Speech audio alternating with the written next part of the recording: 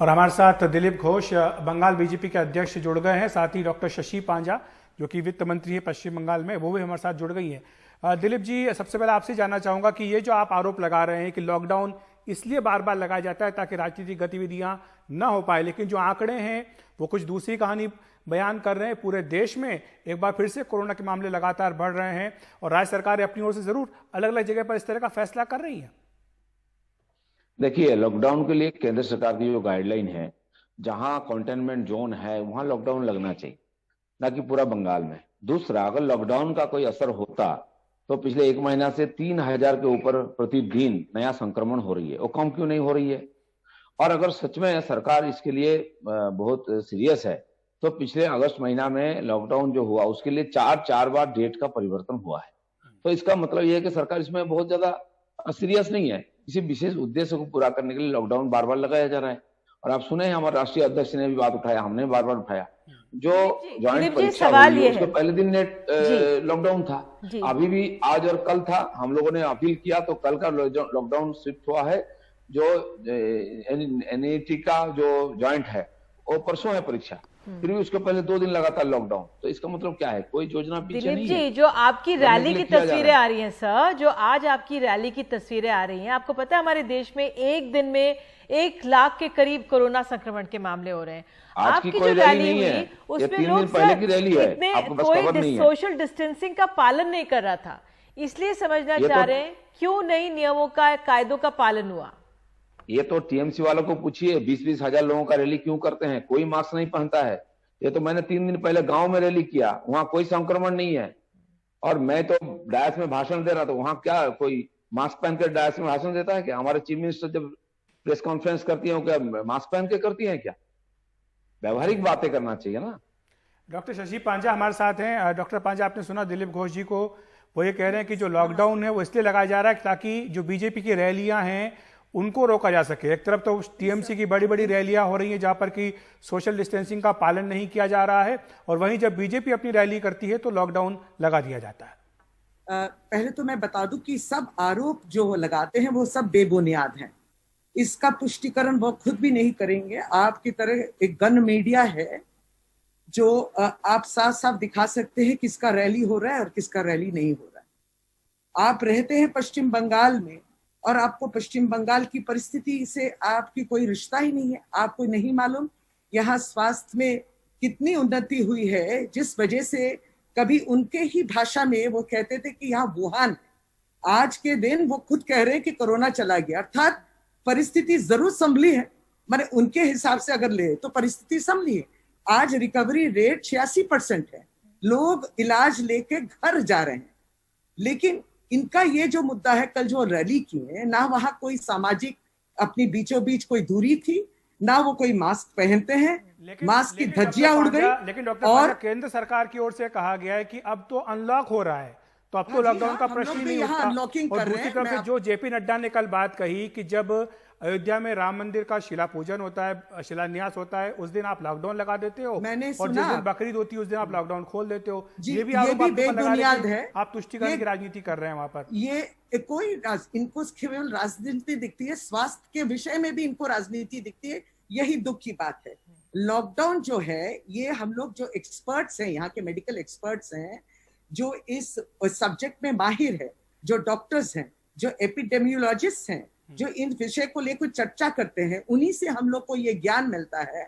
और इसके द्वारा ये लॉकडाउन जो हम लोग किए हैं, अनलॉकिंग पीरियड में भी जो कभी कभी लॉकडाउन हुई है, उससे साफ हमारी डिस्चार्ज रेट, रिकवरी रेट बढ़ गई है। बिल्कुल डॉक्टर, जो है स्वस्थ हो रहे हैं। अब चुनाव सामने है, आप लोगों के चुनाव वाली बात है मैम, आपके चुनाव के बहुत मुद्दे हैं, कोरोना चुनाव का मुद्दा नहीं है। चुनाव के लिए हमारे पास बहुत राष्ट्रीय अध्यक्ष हैं डॉक्टर पांजा, बीजेपी के राष्ट्रीय अध्यक्ष नड्डा जी कहते हैं कि भाई आपकी सरकार एंटी हिंदू है। तो ये जो वो आरोप लगाते हैं, कैसे आप इससे पार पाएंगे? ये बिल्कुल आरोप गलत है। हमें इतनी आत्मविश्वास है, मुझे मालूम है गणेश पूजा चतुर्थी के दिन लॉकडाउन नहीं थी, मुझे याद है रक्षाबंधन के दिन लॉकडाउन नहीं थी, इंडिपेंडेंस डे के दिन लॉकडाउन नहीं थी, ईद के दिन लॉकडाउन नहीं थी, मुहर्रम में नहीं थी, लेकिन उसके बावजूद कोई मिছিল भी नहीं निकला, दिलीप लोग जी, संयम से कैसे कोरोना जवाब की देंगे? क्या ये आरोप लगाना आसान है किसी पर, ये किसी सरकार पर ये कि वो आरोप हिंदू लगाना विरोधी नहीं है? चाहिए। क्या नहीं, इसमें ये बीजेपी को बिल्कुल फायदा गलत मिलता है है। इसलिए आरोप लगाया जाता है? दिलीप ये घोष जी, इस तरीके के गलत रचना से, बेबुनियाद आरोपों से उनको क्या फायदा मिले, इससे लोगों को अपमान किया जा रहा है। पास आना चाहेंगे। जब ममता बनर्जी आप बोलते हैं कि कुछ करती नहीं है, ये होता नहीं है, ये कल बार बार नड्डा जी कह रहे थे कि कोई भी बात उनसे कहो तो बोलती है कि ये हो नहीं सकता, लेकिन जब वो लॉकडाउन लगा रही हैं, अगर कुछ कदम उठा रही हैं, तो फिर उस पर आप क्यों एतराज कर रहे हैं? नहीं, देखिए 5 तारीख जो राम मंदिर के पुनर्निर्माण शुरू हुआ उस दिन लॉकडाउन था। अगर मैं उनको अपील किया था कि 4 बार आपने लॉकडाउन का डेट चेंज किया है तो 5 तारीख का भी चेंज कर देते। आप मुहर्रम को चेंज किया, आप बकरीद को चेंज किया, बहुत खुशी की बात है, लोग अपना उत्सव मनाएं, लेकिन करोड़ों हिंदू की जो सेंटीमेंट है उसको भी ध्यान देना चाहिए। तो नहीं किया है तभी तो इस प्रकार आरोप लगता है। और जॉइंट एग्जाम है उसके पहले लॉकडाउन कर देते हैं तो क्या मतलब है? कोई योजना इसके लिए थोड़ी ना है। कैसे कह दिया दिलीप जी कि कोरोना खत्म हो गया? कहाँ कोरोना खत्म हुआ है? जो भी आंकड़े हम दिखा रहे हैं, पश्चिम बंगाल के भी आंकड़े देख रहे हैं। मैं तो कह रहा हूँ कि रोज 3,000 से ज्यादा हो रहा है संक्रमण, कहाँ खत्म हो गया है? सवाल करती लेकिन वो जो भाषण था उसको पूरा आप सुनिए, क्या बोला मैंने, जिम्मेदारी किसने बोला खत्म हो गया? डॉक्टर पांजा, मैं दिलीप जी से सुनना चाह रहा हूँ। जी दिलीप जी अपनी बात पूरी करें। दिलीप जी अपनी बात पूरी करें। कुछ लग रहा है तकनीकी दिक्कत आई है। डॉक्टर पांजा, यही बात तो जो कह रहे थे, कहना चाहती हूँ, उन्होंने ये कह दिया कि कोरोना खत्म हो गया तो फिर लॉकडाउन की क्या जरूरत है? नहीं, ये गलत है ना। आज के दिन भी यहाँ पे इलाज चल रहा है, आज के दिन भी 1,93,000 हम लोग का जो केस हुआ है, हम लोग तो कर रहे हैं। ये सबको मालूम है कि कोरोना क्या भारतवर्ष निकल गया? नहीं निकला है। और ये जो कल रैली वो किए हैं, वो जिम्मेदारी लेते हैं वहां के कि किसी को कोरोना नहीं हो, वो जिम्मेदारी लेते हैं। उन्होंने इस कोरोना के दौरान मार्च महीने से क्या काम किए हैं कि इस क्राइसिस से हेल्प कर सके? कुछ काम किए हैं। भारतीय जनता पार्टी की बात पूरी करना चाह रहे थे, क्योंकि ये आपके हवाले से बयान आया कि आपने कहा कि कोरोना खत्म हो गया है तो फिर लॉकडाउन की क्या जरूरत है? तो कहां कोरोना खत्म हुआ है? बंगाल में तो एक के बाद एक लगातार मामले बढ़ रहे हैं। बढ़ने वाली जो भाषण था उसमें दिलीप जी से पूछा है डॉक्टर पांजा जी। दिलीप जी अपनी बात पूरी करें। उनको बोलिए, बंगाल में जो बंगला समझते हैं उन्होंने न्यूज नहीं बनाते हैं कि मैंने क्या बोला, वो जानते हैं मैंने क्या बोला।